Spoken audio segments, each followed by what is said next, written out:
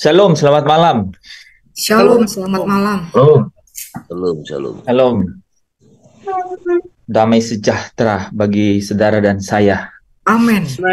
Amin. Bagi keturunan-keturunanmu, Yes, amin. keluarga besarmu. Wah. Amin. Sampai benar-benar damai sejahtera itu menjadi sungai kehidupan Amin. di rumahnya Bapa. Amin. Oh, ini kayaknya Pak Tadus lagi pasang banyak lilin ini. Amin.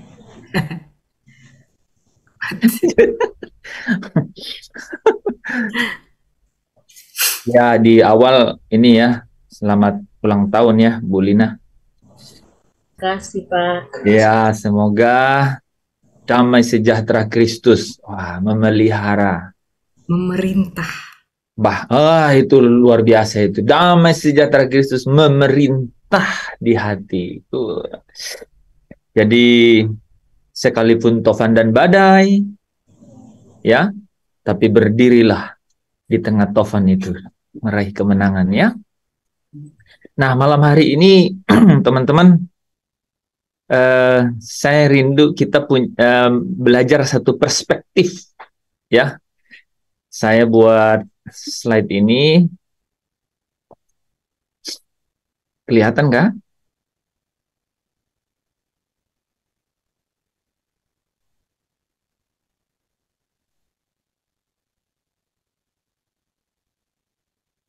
Bisa tengok tak? Bisa. Bisa. Bisa ya. Oke.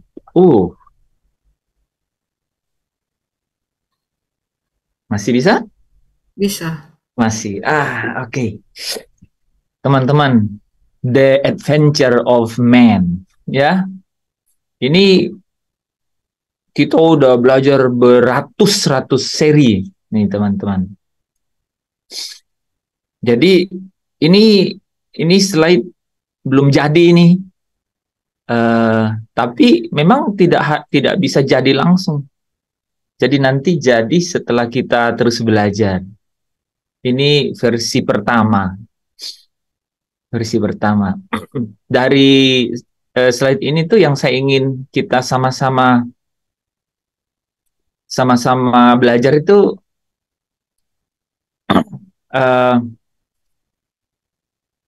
mengenai, ini terakhir ya, paling terakhir nanti. Ini apa bedanya buku kehidupan anak domba sama buku kehidupan? Gitu. Tapi penjelasannya harus komprehensif gitu, harus secara menyeluruh. Buku kehidupan. Ada satu dokter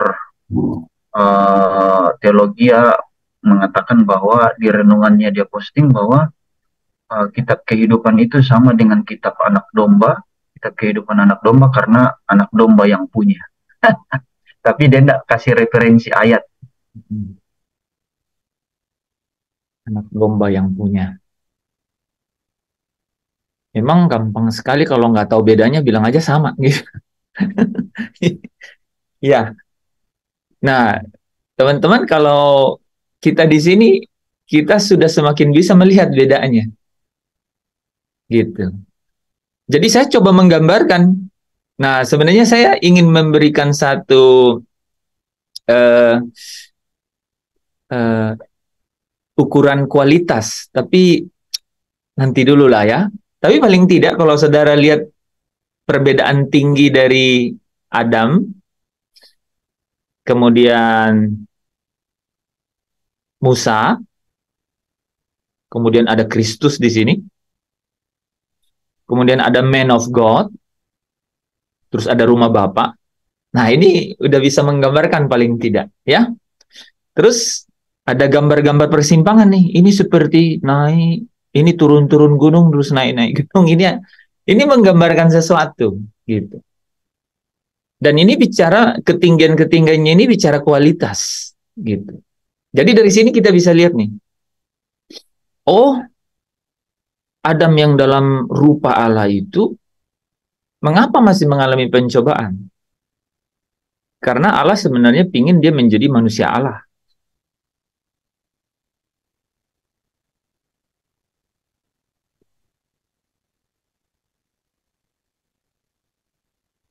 Dan apa yang Yesus lakukan sebagai Adam terakhir.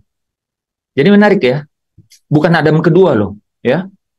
Sering orang ngomong Adam kedua. Berarti bisa ada ketiga dong. Alkitab bilang Adam terakhir. Tidak ada Adam pertama sih. Tapi karena satu-satunya Adam boleh bilang Adam pertama kan? Dan karena juga ada Adam terakhir, kita sebut Adam pertama, ya. Cari Adam pertama di Alkitab tidak ada. Cari Adam yang terakhir itu ada. Nah, jadi ada hal yang terkait langsung dengan kita yang hadir di Zoom ini, gitu. Yaitu kemana kita pulang kan, gitu. Kemana nih kita pulang? Karena akhir dari segala-galanya ada di sini nih. Are we going to Gehenna, ke langit baru, bumi baru, atau ke rumah Bapa? Ya, itu kan, gitu, ya. Sampai di sini ada yang mau komentar dulu nggak? Saya senang kalau ada pertanyaan, terus jawab langsung bahas pertanyaannya. Ada yang mau bertanya nggak dari gambar ini? Perhatikan baik-baik gambarnya. Ini bukan ular tangga ya.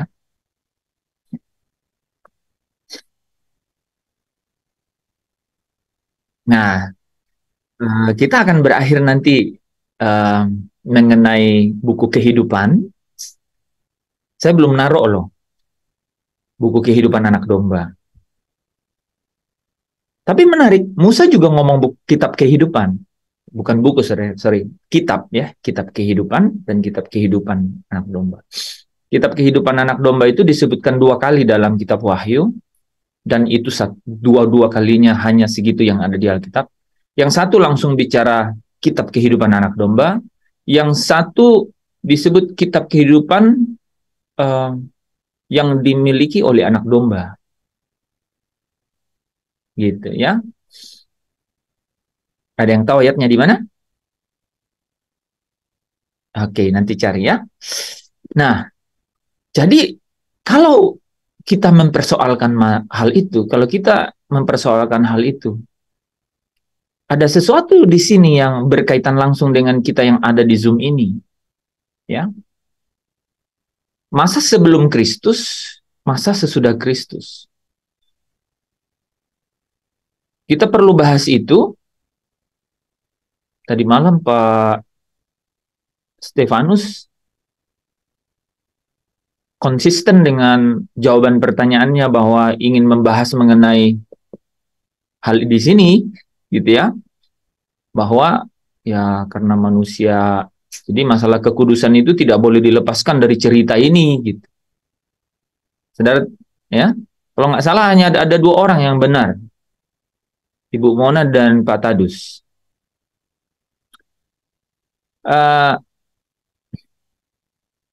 Dia mau cerita bahwa masa lalu ini membuat ada masa depan ini, gitu. Seandainya tidak ada cerita di sini yang merah ini, teman-teman nih, ini bagus juga ya muncul begini di sini. Saya nggak kasih muka di sini karena siapa tahu ada yang mirip, toh. Jadi biarkan saja menjadi simbol. Tapi kalau kita lihat nih banyak ya. Tapi teman-teman tahu bahwa ketika manusia jatuh, oke, sebentar ya, kata jatuh dalam dosa udah biasa. Ketika manusia ini, ya, yang diciptakan dalam rupa dan gambar Allah, bentar. Dalam rupa dan gambar Allah, bisa lihat kursor saya ya? Oke. Jadi ketika manusia ini diciptakan dalam gambar dan rupa Allah, dia memiliki kemuliaan. Jadi Tselem dan Demut. Tselem itu komponennya Allah. Demut itu kualifikasinya Allah. Oke? Nah, ya. Tapi ketika manusia itu jatuh dalam dosa, komponen Allah masih ada pada dia. Pikiran dan perasaan yang kemudian melahirkan tindakan atau kehendak yang nyata dalam perbuatan. Gitu kan? apapun yang mereka lakukan itu menuju maut. Only about time, hanya mengenai waktu saja, kan? Sekalipun ada juga Musa di tengah-tengah ini, ketika ada satu gambar, ya nanti ya, pokoknya akan kita lengkapi. Ketika Allah kemudian, ketika Musa menerima hukum dari Allah,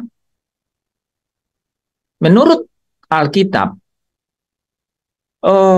hukum itu yang terdiri dari perintah-perintah, itu malah membangkitkan rupa-rupa keinginan. Dalam apa? Dalam daging yang sudah ternodai oleh dosa. Jadi, Paulus bilang, Paulus ini adalah salah seorang Yahudi yang kemudian pelaku dari hukum-hukum Taurat ini, dan Paulus bilang, aku tidak bercacat dalam melakukan hukum. Tapi di satu sisi dia bilang, di dalam anggota-anggota tubuhku ada hukum-hukum lain, gitu.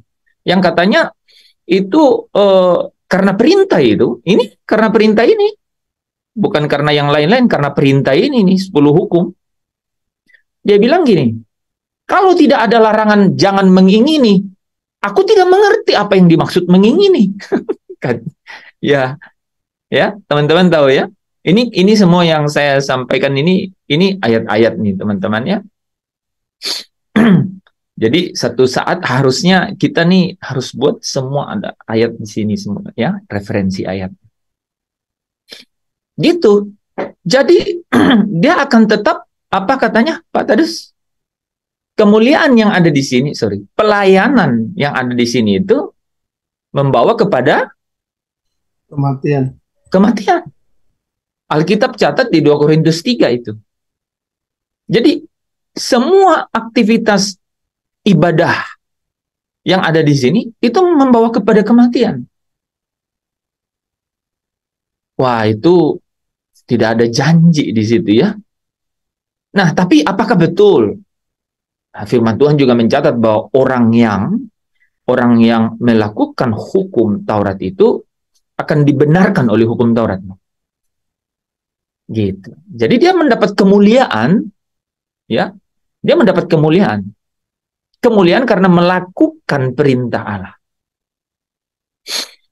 Nah, yang menarik saudara, kemuliaan itu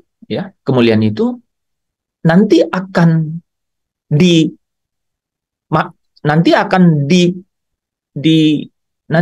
dihakimi. Nah, kenapa muncul kata dihakimi? Karena dia menuntun kepada penghakiman memang, gitu. Jadi karena melakukan perintah, maka diharapkan ada perbuatan baik. Disinilah kenapa pemimpin yang kaya itu katakan begitu. Perbuatan baik apakah? Jadi dia dasarnya perbuatan baik, gitu. Nah, saudara tahu siapa yang pernah pertama kali bicara mengenai kitab kehidupan?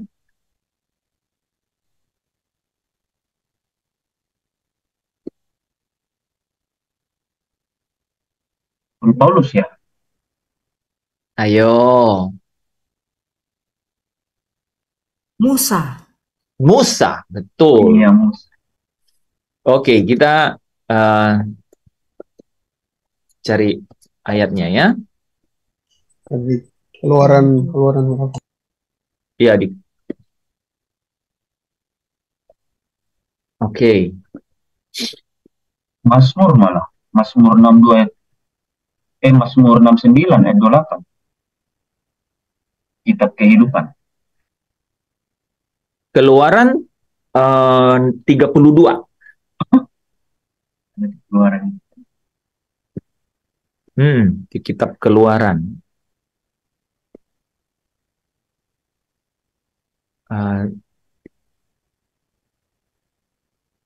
Di sini Musa ingin benar-benar memiliki jiwa yang mulia gitu ya. Waktu yang dia bilang siapa yang bersalah itu yang dihapus namanya ya, yang kata dus. Itu. gitu ya. Ini kita baca Ayat 33. 31 sampai 33 ya. Ya. Keluaran 32 ayat 31.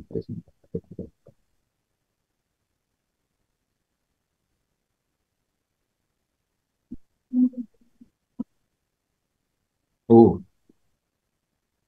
Sheni bilang ayat 11.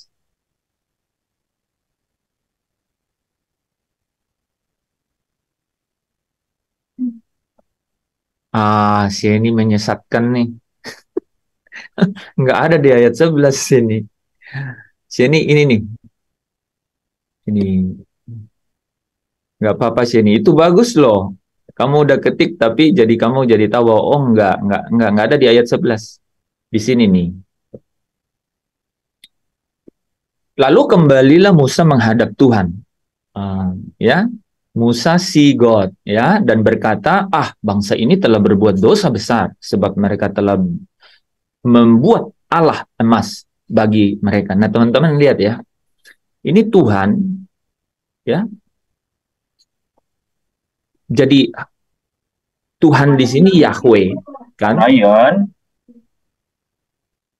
Tuhan di sini itu Yahweh kan? Dia adalah Allah. Tapi setelah muncul Allah-Allah lain tuh dari patung-patung itu, akhirnya Allah memperkenalkan namanya bahwa hanya akulah Allah gitu. Dan akhirnya Allah memperkenalkan namanya sebagai Yahweh atau Yehovah ya. Jadi namanya Allah itu di perjanjian lama, saya ulang ya, nama Allah itu sebelum Yesus datang, itu adalah Yahweh. Yesus yang memperkenalkan bahwa engkau panggil sekarang Allah itu Bapa. Gitu. Kita udah bahas kemarin ya, Allahmu itu Bapa, ya, dan Tuhanmu itu adalah Yesus. Itu Yesus yang perkenalkan. Sebelum Yesus datang, nama Allah itu adalah Yahweh. Gitu. Bahkan ketika Allah menciptakan, itu masih pakai Elohim. Saudara perhatiin di kitab Kejadian 1. Nah, rupanya akhirnya muncul Elohim. Bahkan Musa pernah dibilang Elohim untuk Firaun, kan? Gitu. Karena Elohim itu artinya rulers, kan? The mighty, ya. Adonai, gitu ya. Nah, ayat 32, tetapi sekarang kiranya engkau mengampuni dosa mereka itu, dan jika tidak, hapuskanlah kiranya namaku dalam kitab yang kau tulis. Nah, jadi dia punya ini kitab ini yang disebut kitab kehidupan. Tetapi Tuhan berfirman kepada manusia, siapa yang berdosa kepadaku, nama orang itulah yang akan kuhapus dari kitabku. Jadi hubungannya dosa. Sejak kapan ada dosa? Sebentar. Nah, ini menarik ya. Kapan manusia tahu bahwa ada dosa? Kita diberikan hukum Taurat. Itu kan? Jadi ketika belum ada Taurat tuh orang nggak tahu dosa gitu. Makanya saya lupa ya di mana ayatnya yang mengatakan bahwa dosa itu adalah pelanggaran terhadap perintah Allah di Perjanjian Baru. Yohanes 1 Yohanes berapa? Ya, 1 Yohanes atau berapa ya? Jadi pelanggaran perintah. Oke. Kita kembali ke diagram 1 Yohanes 3 ayat 4, Pak. Nah, ya, 1 Yohanes 3 ayat 4. Oke, itu hal-hal yang kita sama-sama harus pahami, saudara, bahwa sekalipun ada intervensi ini ya, ini intervensi Allah loh, saudara ya, yang memberikan hukumnya menjadi perintah. Itu orang melakukan perintah, ini mirip dengan saudara dan saya sekarang, hari ini. Kalau kita mengikut Kristus karena dengan cara saudara ya, dengan cara ketaatan terhadap ketaatan terhadap perintah-perintah gitu ya. Karena perintah-perintah ini jadi semua isi Alkitab begitu ya. Maka kita dibimbing kepada satu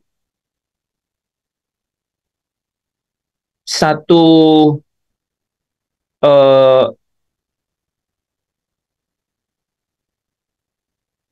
suasana batin yang eh, penuh dengan penuduhan atau pendakwaan gitu. Kita akan bertanya, apakah saya sudah melakukan ya gitu. Kita akan pikir lagi, ini perintahnya apa ya gitu.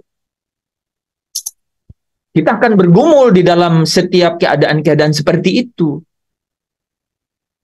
Nah, itu persis sama dengan keadaan pada saat perintah Allah ini turun kepada umat Israel gitu. Dan dalam banyak hal mereka gagal. Ya. Nah, saudara,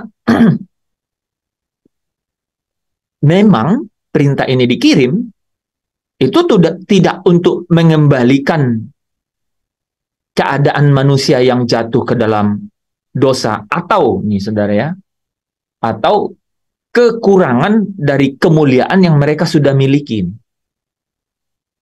Kekurangan kemuliaan itu.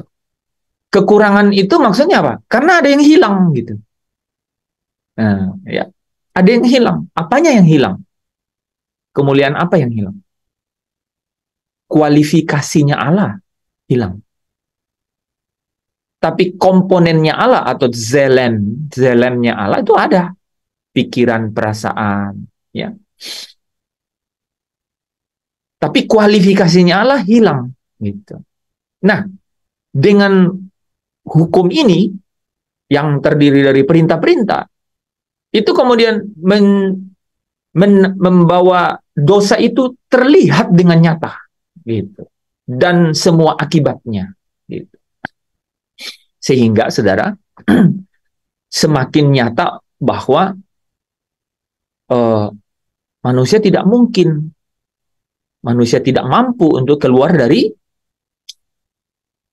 maut gitu, untuk menghindar dari maut. Nah, Allah Bapa mengutus Yesus yang adalah anaknya, ya. Saya belum perlihatkan di sini ya. Allah Bapa mengutus Yesus sebagai Adam terakhir. Adam terakhir maksudnya apa? Maksudnya apa, saudara? Manusia juga. Dan manusia ini itu adalah manusia yang apa? Yang memiliki rupa Allah. Nah, ya, rupa Allah. Jadi ini diciptakan menurut gambar dan rupa Allah. Ya. Demus, ya. Zelem dan demus. Nah, Adam terakhir datang itu juga dalam demus atau kualifikasi Allah. Nah, saudara perhatikan. Sekalipun dalam kualifikasi Allah, nah di sini kita mulai ceritanya ya. Sekalipun dalam kualifikasi Allah, ya. Sekalipun dalam kualifikasi Allah, sekalipun Adam pertama juga dalam kualifikasi Allah, tapi tetap mengalami pencobaan. Dia tetap mengalami pencobaan. Mari kita sedikit mengerucut pada apa sih pencobaan di sini? Kok menjadi permasalahan banget? Gitu. Nah, kita lihat saudara ya. Saudara siapkan Kejadian pasal 1 ya.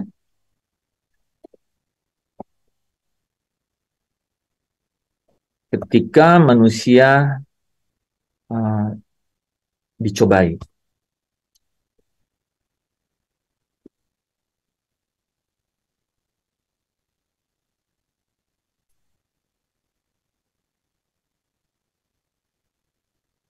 Sorry.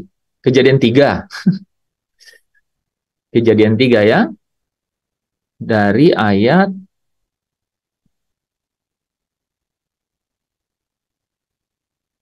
Nah, ini ya, jangan. Oke. Ah, Kejadian 3 ayat 1 sampai 6. Hmm,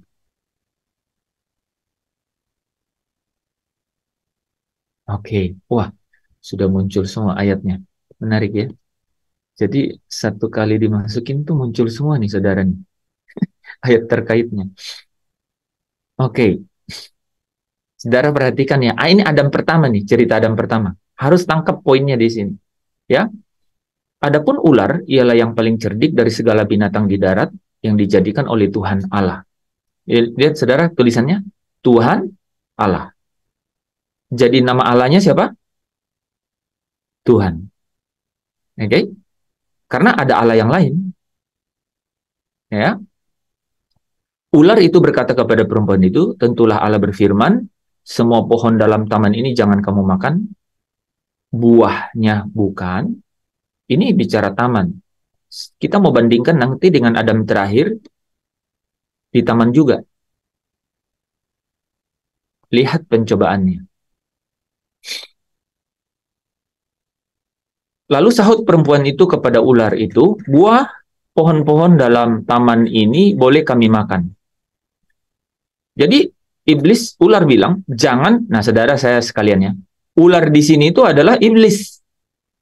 Nah ini udah dijelaskan, bahwa ular di sini nih, ular tua, naga besar, iblis. Ya, itu ditulis di kitab Wahyu ya.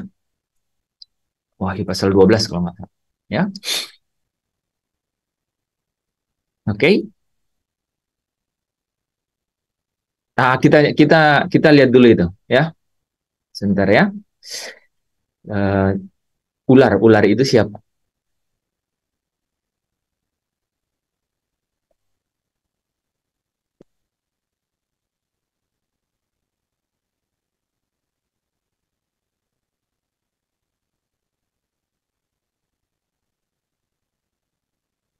Wahyu. Oke, Wahyu 20. Ya. Oh, 12 ya, 12. Wahyu 12 ayat 9 dan 20 ayat 2. Cukup 2 ayat ya. Nih saudara ya. Karena apa? Kenapa saya harus cerita ini? Wah, pokoknya kalau tahu ini tuh menarik. Menarik, teman-teman. Menarik. Jadi kehidupan kita sebagai orang Kristen tuh is not something yang membosankan gitu, atau kemudian istilahnya apa? Beria-riah di dunia gitu. Ini ya. Karena nanti ya, karena nanti di Getsemani itu Yesus dicobain oleh apa? Oleh si ular ini, ya.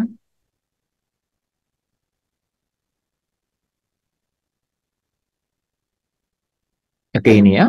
Dan naga besar si ular tua. Jadi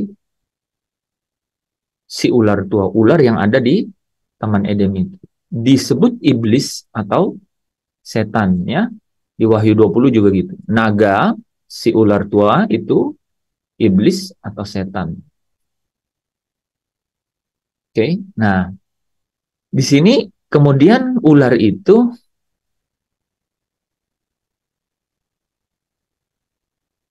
dari depannya aja dia ngomong begini, tentulah Allah berfirman. Wah, itu jadi ini ya, tentulah Allah berfirman. Jadi sudah memberikan satu provokasi. Ingat nggak yang kita bahas di Roma pasal 7 kan? Jadi udah berbau provokasi, tentulah Allah berfirman. Terus manusia menjawab, buah pohon-pohonan dalamnya boleh kami makan, tetapi buah pohon yang ada di tengah-tengah taman, Allah berfirman, jangan kamu makan atau rabah buah itu, nanti kamu mati. Jadi bukan hanya makan loh saudara, atau rabah. Jadi bukan masalah makan atau rabah. Bukan masalah apa tuh yang dia lakukan, bukan masalah actionnya, bukan. Jadi ini masalah, oh apa sih yang menjadi decision atau keputusannya di dalam diri ini. Nah ini sama nih nanti nih di Adam terakhir. Ini Adam pertama nih ya. Tetapi ular itu berkata, oh enggak, sekali-kali tidak. Ya, dari sini ya. Tentulah Allah berfirman. Dia udah nantikan, langsung disambar sama dia. Sekali-kali kamu tidak akan mati. Tetapi Allah mengetahui, dia tambahin tuh, Allah mengetahui bahwa pada waktu kamu memakannya matamu terbuka dan kamu akan sama seperti Allah. Nah, ya, kamu akan sama seperti Allah. Jadi teman-teman, Adam dan Hawa, ini kemarin kita ngomong Hawa, tapi rupanya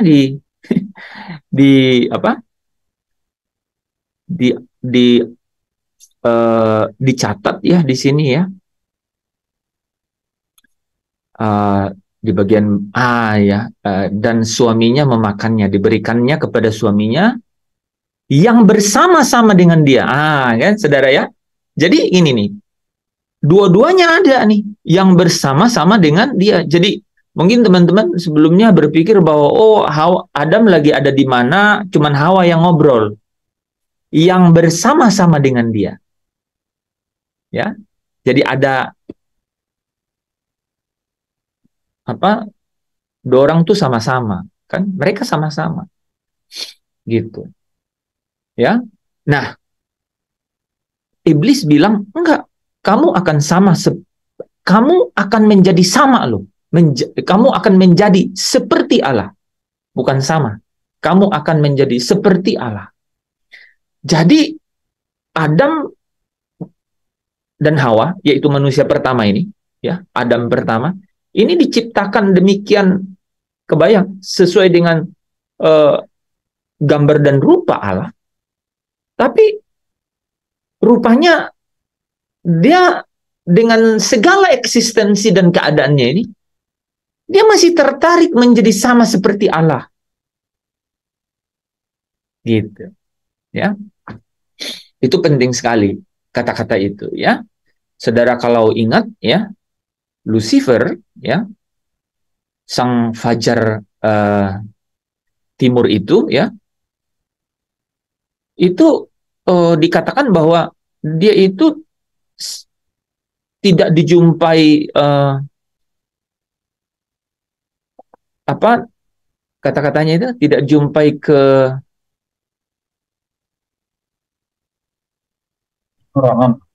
tidak dijumpai cacat pada dirinya sampai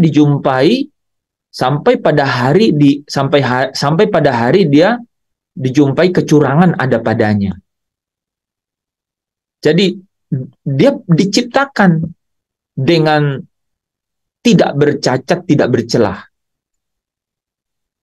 Jadi engkau tidak bercelah pada hari penciptaanmu sampai didapati kecurangan gitu, ada padamu.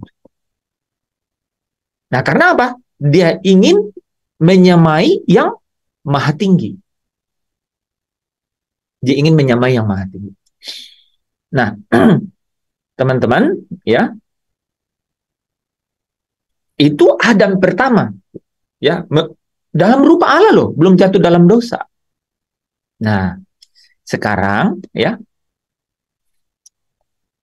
kita baca keadaannya Yesus, ya. Filipi 2 ayat 6, ya.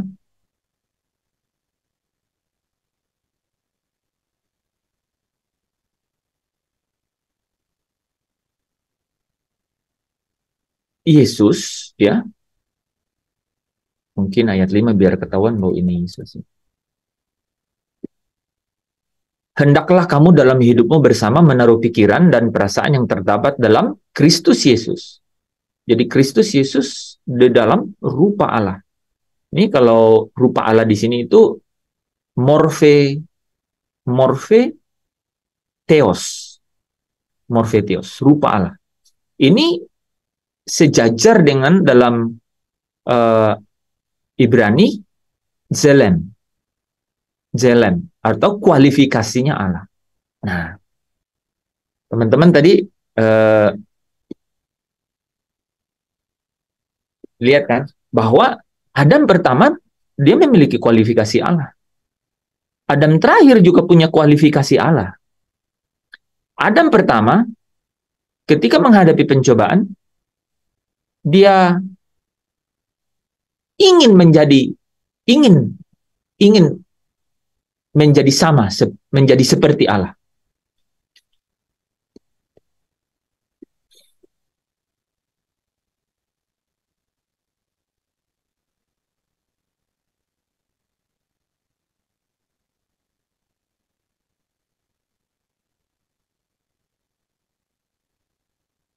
Kalau saya mutar-mutar begini kan lebih lambat ya. Teman-teman bisa cerna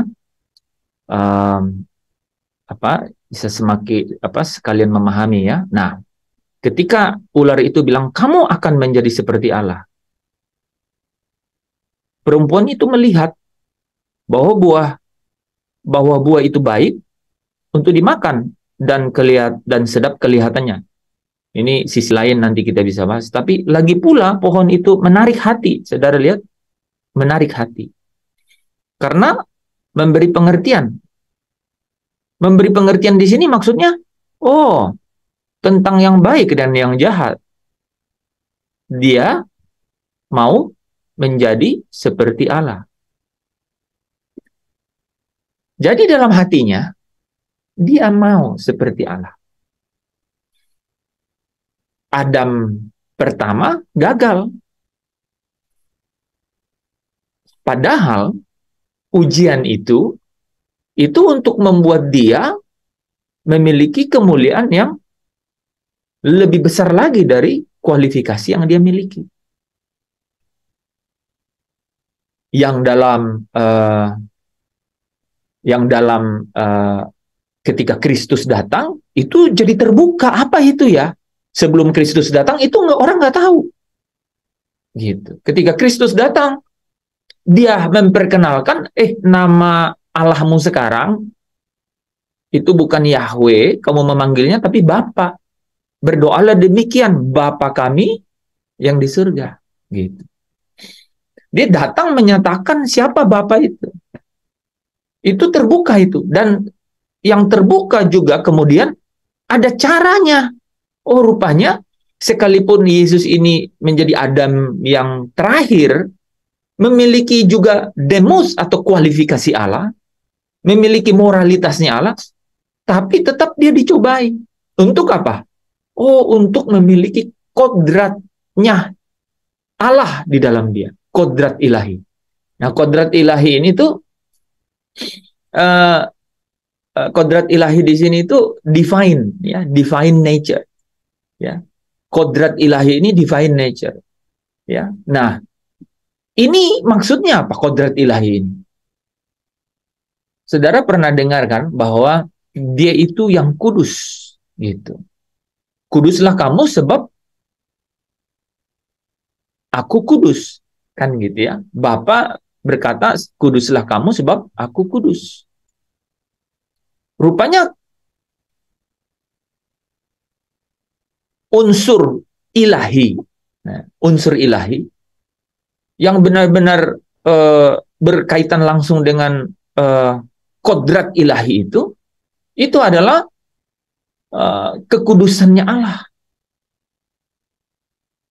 Kekudusannya Allah. Nah, kekudusannya Allah ini itulah yang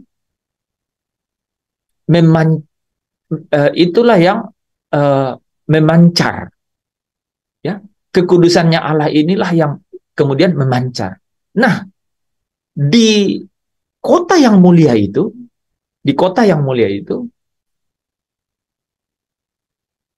kekudusan Allah itu disebut kemuliaannya. kemuliaannya menerangi kota itu.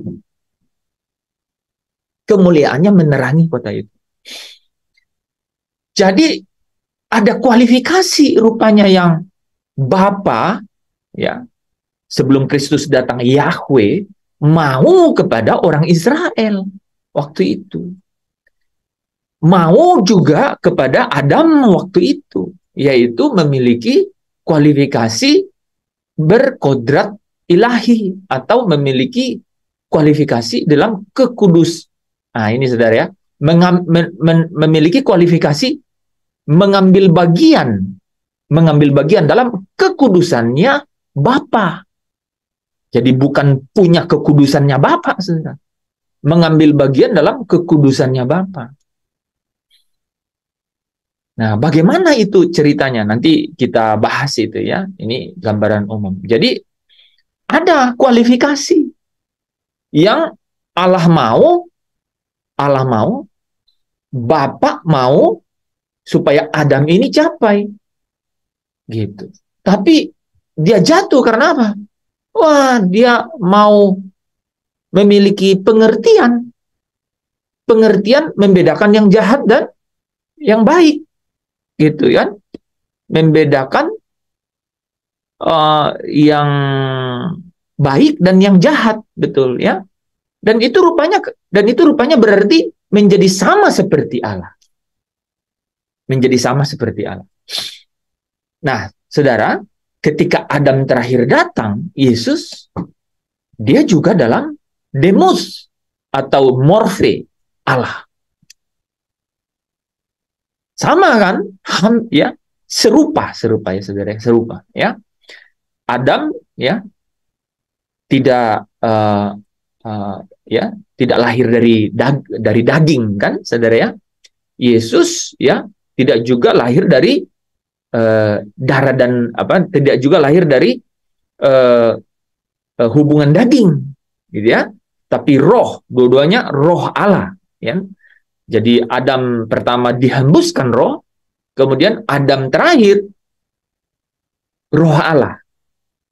Kan? Ya. Roh Allah yang kemudian membuat Maria mengandung. Bukan karena secara natural bagaimana manusia lahir, gitu. Dua-duanya memiliki kualifikasi Allah, morfe Allah, demos Allah, gitu. Kalau zelen ya, atau pikiran, kehendak, komponen Allah ada kan di dalam masing-masing. Nah, apa yang berbeda di anak manusia, saudara? Ya, Allah mengutus Yesus yang adalah anaknya, yang adalah anak manusia, yaitu manusia, ya. Apa yang berbeda? Walaupun dia dalam morfe Allah, walaupun dia dalam demos Allah, walaupun dia dalam rupa Allah, apa yang berbeda? Kita baca di sini ya, Matius 26.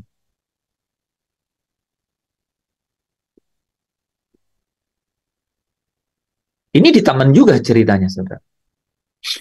Ya, ini di taman.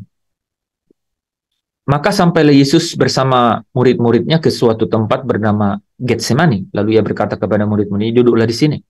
Sementara aku pergi ke sana untuk berdoa.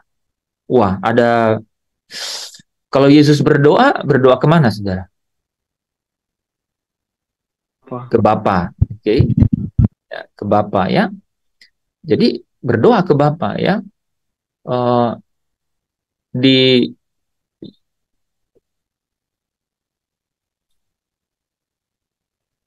Yohanes 17 ayat 1. Lalu ia menengadah ke langit dan berkata, Bapa.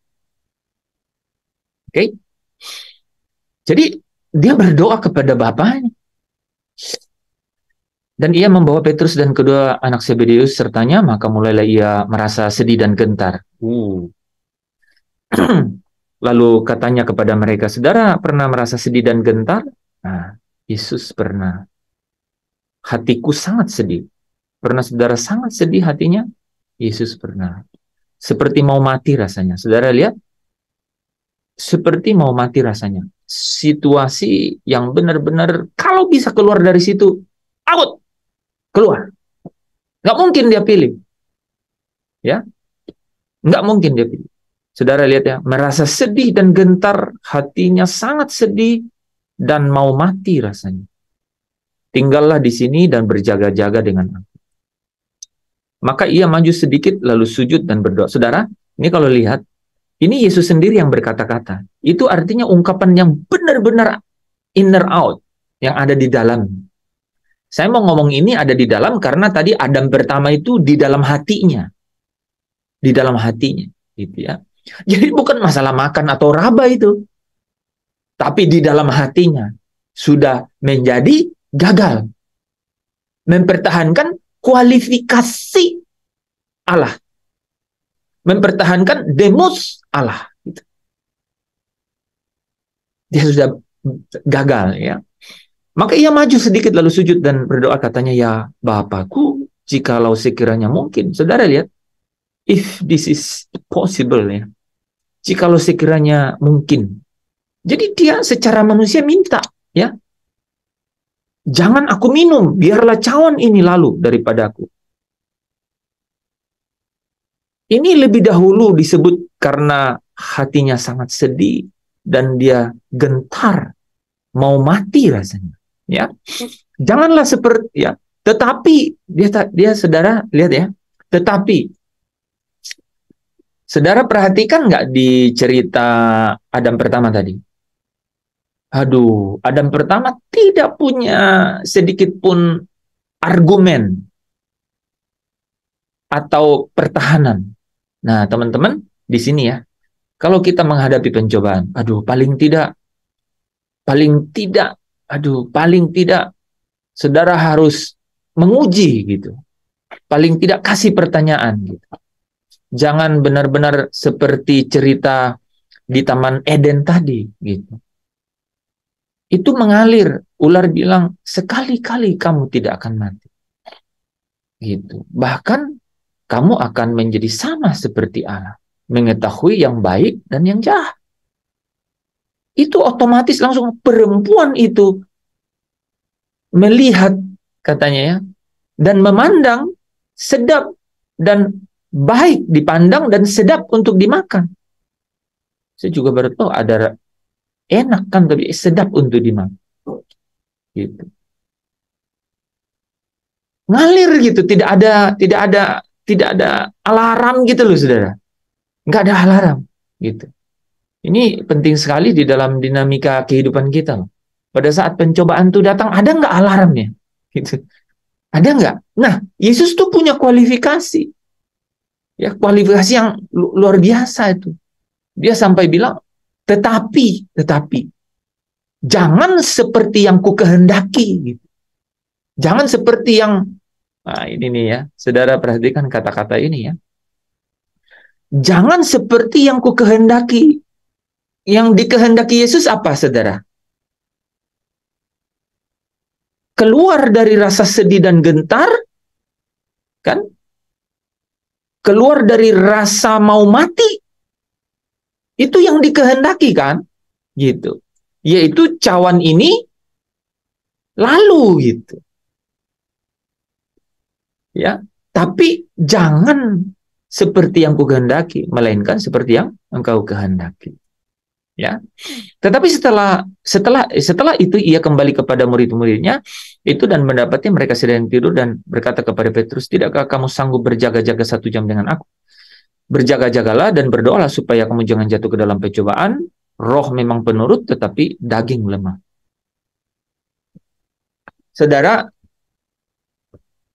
kalau saudara perhatikan ya, di ayat 39 ini yang menjadi inti ya. Jadi Yesus memiliki immediate reminder gitu. Jangan seperti yang kukehendaki. Ada kualitas yang ada ini saudara, ada pilihan gitu ya, ada pilihan tindakan yang kemudian membuat dia menjadi berbeda hasilnya. Menjadi berbeda hasilnya. Gitu. Menjadi berbeda hasilnya. Nah, di sini muncul pertanyaan. Kapan tuh Yesus dimuliakan pertama kali? Ya, sering tuh pertanyaan itu. Kapan Yesus dimuliakan pertama kali? Ya. Apakah pada saat pada saat Yohanes menuliskan, mendengar dari suara dari langit, ya, inilah anakku yang kukasihi, kepadanya lah aku berkenan. Adam juga berjalan-jalan bersama Allah di dalam taman. Mereka bergaul, kan? Tapi kalau kita bertanya kapan sebenarnya dia itu mulai mendapat kemuliaan, saudara, itu adalah ketika dia memutuskan jangan kehendakku yang jadi, melainkan kehendakmu lah yang jadi. Ketika dia tidak mengikuti apa yang dia inginkan, yaitu cawan itu berlalu. Adam pertama gagal. Ya, dia ingin tahu, dia ingin di dalam hatinya ingin memiliki pengertian apa yang jahat dan apa yang baik gitu. Dia ingin sama seperti Allah. Lucifer tuh gagal karena ingin menyamai yang maha tinggi. Di sini ya, Yesus memilih jangan seperti yang ku ingini gitu. Jangan seperti yang ku kehendaki, tapi kehendakmu lah yang jadi. Kehendak Bapa lah yang jadi. Nah, saudara, di titik ini sebenarnya yang paling krusial gitu. Ketika dia katakan kehendak Bapa yang jadi. Nah, Bapak Ibu Saudara yang dikasihi Tuhan,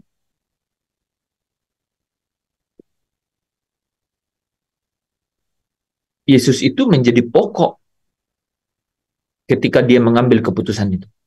Karena ketika dia bilang kehendakmu lah yang jadi, udah via dolorosa jalan sampai dia naik ke surga. Itu via dolorosa sampai dia naik, terangkat ke surga. Diangkat dalam kemuliaan. Dia benar-benar menjadi pokok aitios. Jadi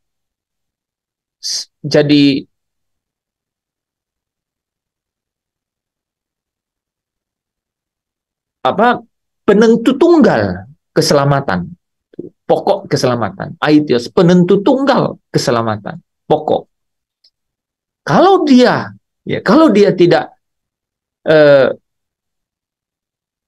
nah ini saudara ya, kalau dia tidak mengosongkan dirinya, artinya dia tidak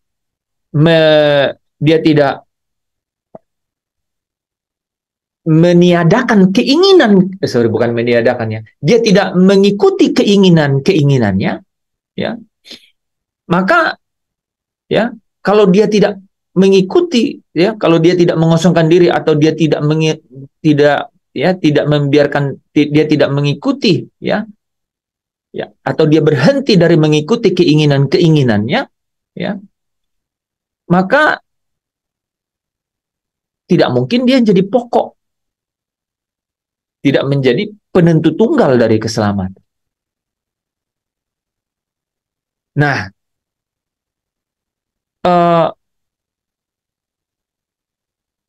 rupanya, saudara,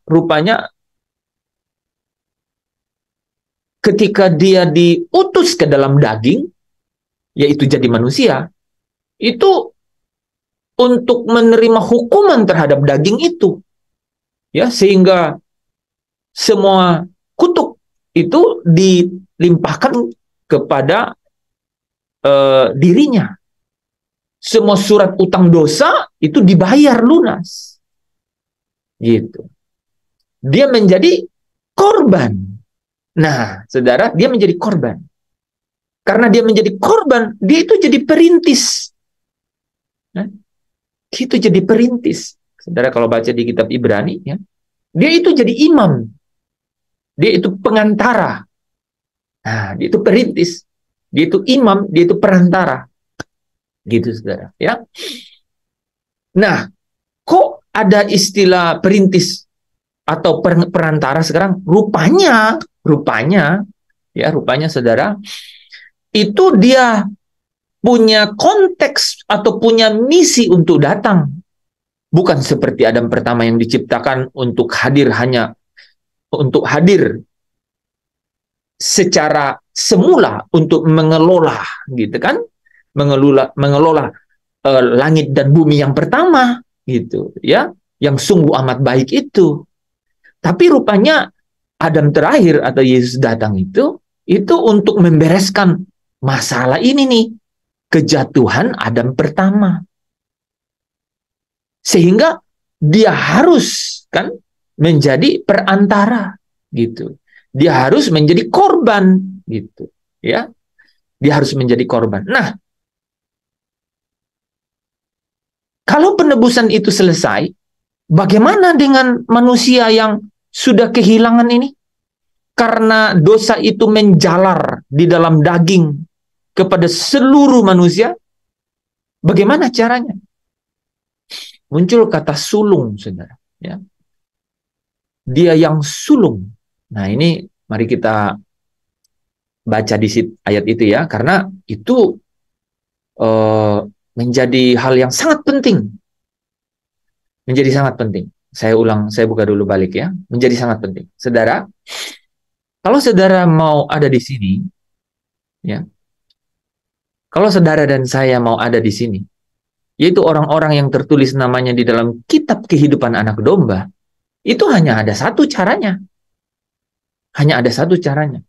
Yaitu saudara harus menjadi saudara dari sang anak domba ini. Hanya itu caranya. Jadi dia menjadi yang sulung. Kalau bukan saudaranya, tidak ada di dalam kitab kehidupan anak domba. Oke? Nah, itu makanya ini sangat penting. Yang sulung ini benar-benar jadi sangat penting. Ya. Ini yang membawa kita. Saudara, tidak ada yang bukan saudara dari yang sulung ini yang ada di dalam pengangkatan atau masuk dalam pesta perkawinan. Nggak ada, saudara. Oke, kita baca dari pertama itu ada di Roma ya. Yang paling Roma 8 ayat 29. Kemudian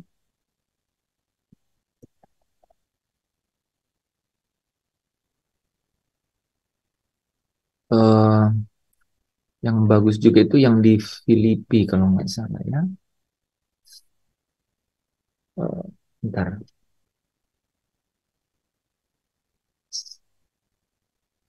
Coba saudara ada nggak yang bisa cari di mana lagi?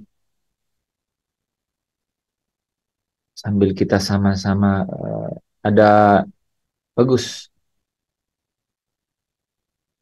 Ini ada paling tidak 4 ayat ya.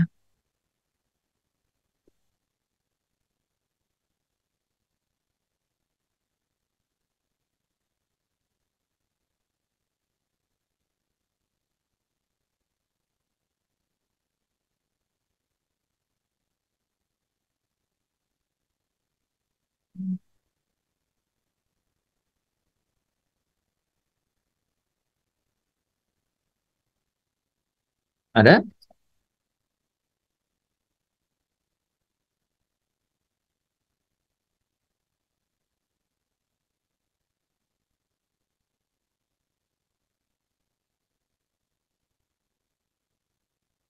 Oke. Ini.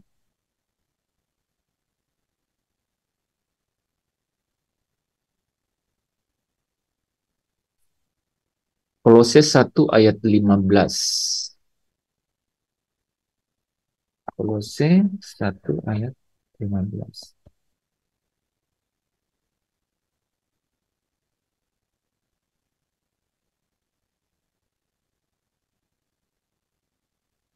ayat 18 juga. Iya, ada 2 ayat di situ. Saya pas lagi lihat. Ah, iya, ayat 18. Ibrani 1 ayat 6.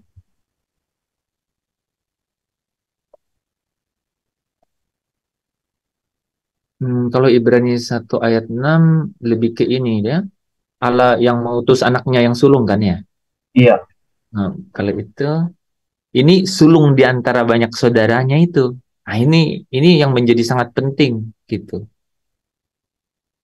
Ini yang ada yang penting sawat. Nah, makanya saya bilang ini ada 4 ayat ya. 12 ayat 23 nih, Saudara.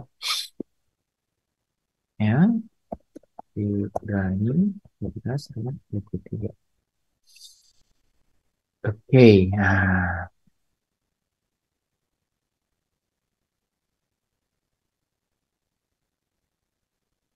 Ini seingat saya bagus dari ayat ini bagian terakhir kali ya. Oke.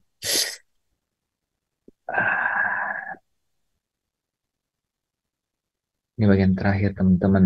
Nanti kita lanjut. Wahyu 14 ayat 1 sampai 5.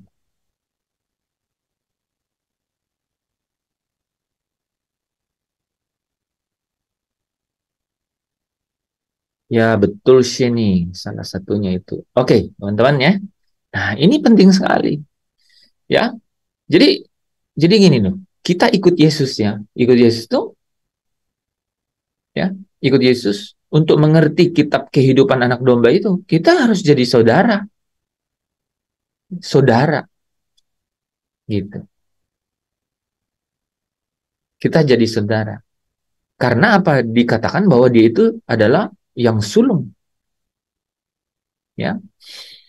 Nah, Roma 8 ya 29-nya. Sebab semua orang yang dipilihnya dari semula, mereka juga yang ditentukannya, ya.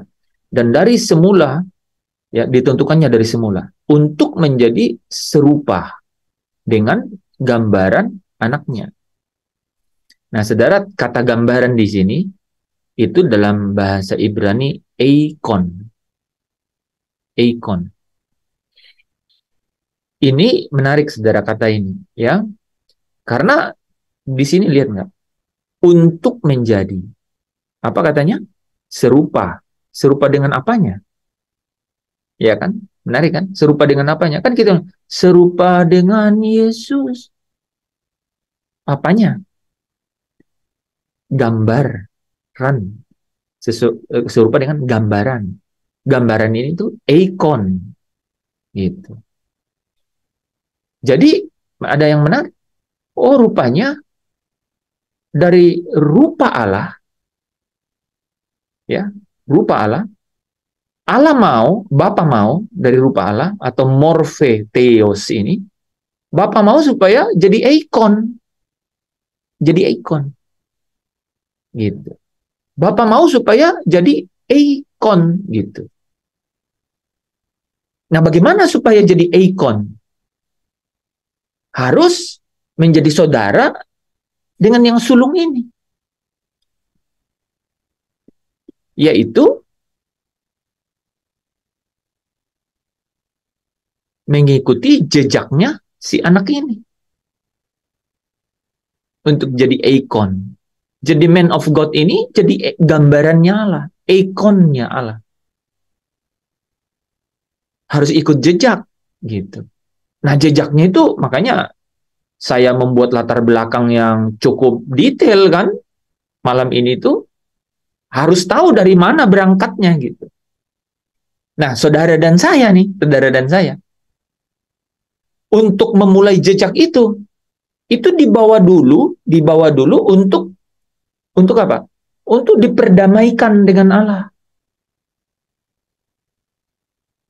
Untuk diperdamaikan dengan Allah. Untuk ditempatkan kudus, tak bercacat dan tak bercela, harus dibawa ke situ dulu. Oleh apa? Ya, oleh kematiannya Yesus gitu. Oleh kematiannya Yesus. Nah, saudara dan saya nggak perlu disalib lagi karena saudara dan saya juga tidak dapat itu untuk menanggung korban itu, nggak layak untuk menanggung korban itu. Nah, yang layak menanggung korban itu adalah Yesus yang dalam morfe Allah, gitu. Dia manusia tapi dalam morfe Allah. Dia tidak berdosa, ya kan? Dia tidak berdosa, gitu. Sama Adam waktu pertama kali diciptakan tidak berdosa. Saudara dan saya berdosa, gimana dong ngikutin? Oh, saudara kalau percaya kepada Kristus, engkau ditempatkan kudus dan tak bercacat dan tak bercelah. Surat hutang dosamu dibayar. Ya. Kutuk yang harusnya ditimpahkan kepadamu ditimpahkan kepadanya, gitu. Dipakukan di kayu salib. Oke? Jadi memang seperti itu. Kita dibawa, itulah pemberian Allah. Bukan usahamu, gitu. Bukan usaha kita. Itu pemberian, gitu.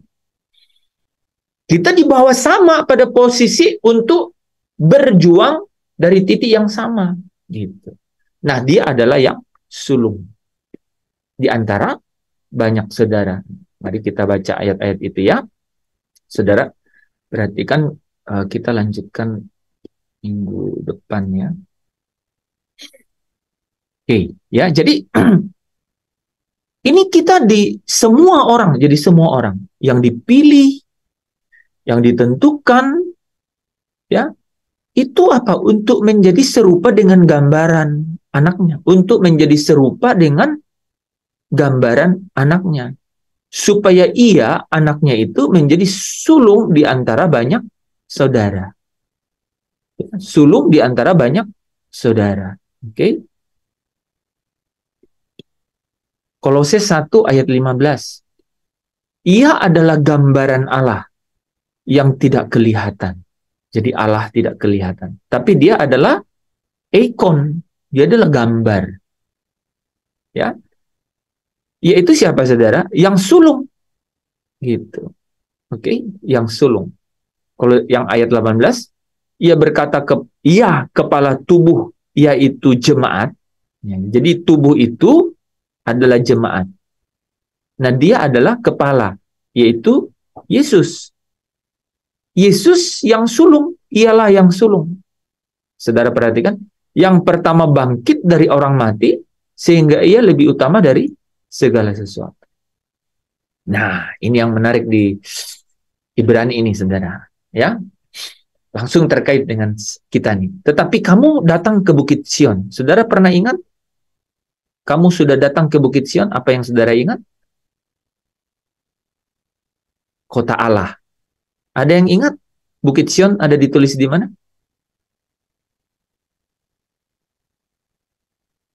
Sudah ada di layar ya. Kita belajar Wahyu 14 kan?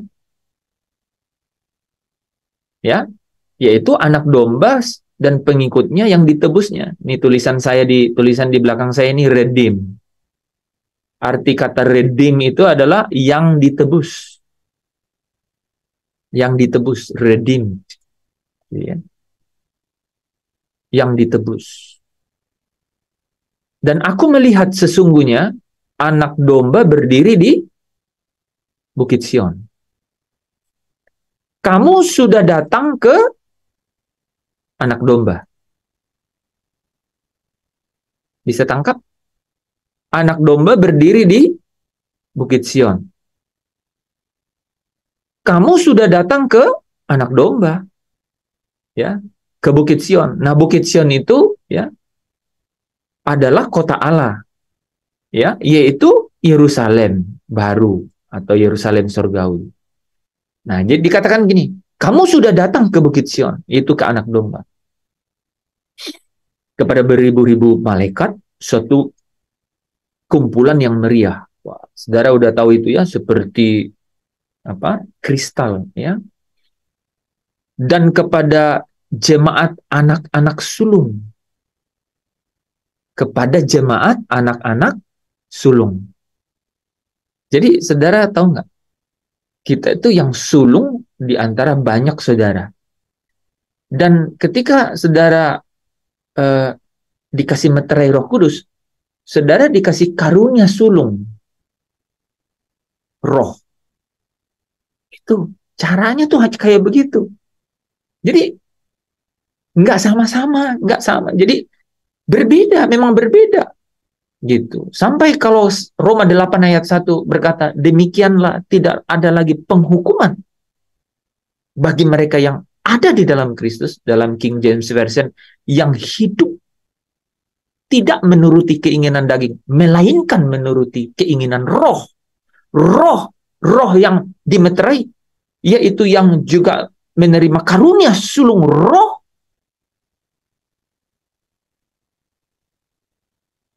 yaitu jemaat anak-anak sulung, gitu ya. Nah, saudara, saya tanya satu lagi. Biasanya siapa yang dapat warisan?